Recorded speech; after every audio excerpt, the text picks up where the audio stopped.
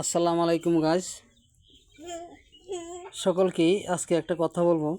যে কথাটা হলো অনেক গুরুত্বপূর্ণ।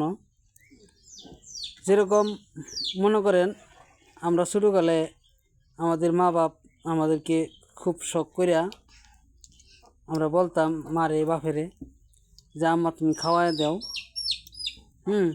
আমরা আসলেই আমার বাপ মা সবারই বাপ মা আদর করে সন্তানকে খাওয়াই দিত।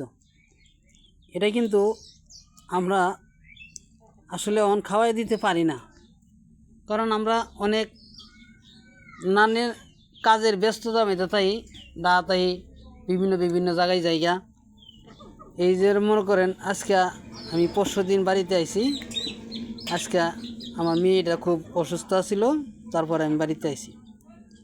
আওয়ার পরে অসুস্থ দেখে আমার মনটা খুবই খারাপ লাগারই কথা, কিন্তু করার কিছু নাই। তো কথা হইল যে আসলেই এখন বলতেছে যে আব্বা আমার খাওয়াই দাও। এই যে আমি ভাত নিছি, এই যে দেখতেছেন শরীর লড়াইতেছে, কিন্তু তার মুখ দেখানো যাচ্ছে না, তার একটু সমস্যা আছে, শরীরটা অসুস্থ। দেখলে হয়তো এক একজনে এক এক কথাও বলতে পারে, তার জন্য তার লাগে আমি মুখ দেখাইতেছি না, শরীরটাই দেখতেছেন।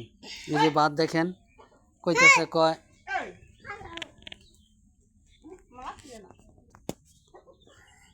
এই যে ওখান দিয়ে মনে করেন হ্যাঁ করতেছে আব্বা খাওয়াই দাও। এই যে আমি কটা ভাত তার লিয়ে খাওয়াই দিয়েছি। এইটা খাওয়াইলাম মানে আমরা সকলের এই ইতিহাস মনে পড়ে যে বাপ মা আমাদেরকে কত ভালোবাসতো।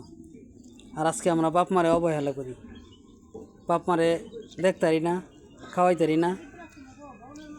কামাই করিয়া আমরা নিজেরা কামাই করি ঠিকই, কিন্তু বাপ মারে দিলে আমাদের কষ্ট হয়, টাকা পয়সা দিতারি না, দিই না, থাকলেও দিই না। যা আসলেই কিন্তু আমরা এরা অন্যায় করি। তো আমরা আসলেই বাপ মারে অবহেলা করবো না, বাপ মারে অবহেলা বাপ মারে অবহেলা করবো না। আমরা বাপ মারে দেখবো, খাওয়াবো, যেরকম সমর্থ কুলায় আমরা তেমন খাওয়াবো। যদি বাপ মারে দেখা যায় আমি কামাই করি 500 টাকা, বাপ মারে তো 500 টাকা দেওয়া যায় না, কিন্তু আমাদেরও তো ফ্যামিলি আছে, বউ বাচ্চা আছে, তাদের তো দেখতে হইব। তো সকলেরই দেখা যায় বাপ মারে নিয়েই খাবেন। আল্লাহ যাই পাক রিজিকে জুড়ায় তাই খাবেন, এটাই আল্লাহ খুশি হবে, সুন্দর হবে। ভালো দেখতে দেশ এলাকার মানুষে ভালো কইব যে বাপ মারে নিয়ে যা কামাই করে তাই খায়, এটাই ভালো, মিলমিশে থাকে। তো সবাই ভালো থাকবেন, সুস্থ থাকবেন। আসসালামু আলাইকুম।